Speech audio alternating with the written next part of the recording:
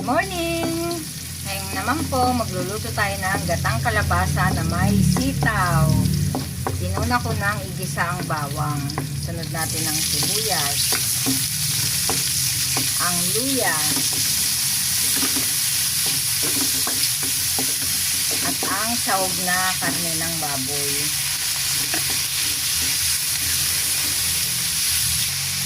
Sabay na rin natin dyan ang bagoong alamang.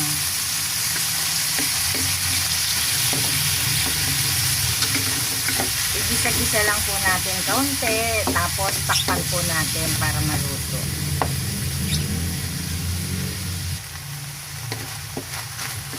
Pagluto ng ating karne ng baboy at ang alamang, ilalagay na natin ang pangalawang gata. Papakuluin lang po muna natin to bago natin ilalagay ang ating gulay. Pagkulo, lagay na natin ang ating kalabasa at sitaw. Takpan po uli natin yan para maluto. Yan, pagluto na po ang ating gulay, timplahan natin yan ng konting paminta, ng pampalasa,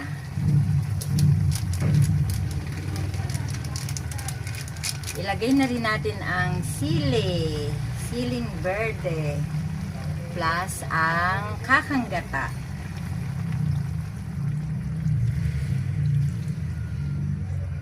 Yan. Sigurado kung magugustuhan ito ng ating mga chikiting, kakain po sila nito. Sabaw pa lang, gustong gusto na nila to. Kasi napaka-creamy ng sabaw niya.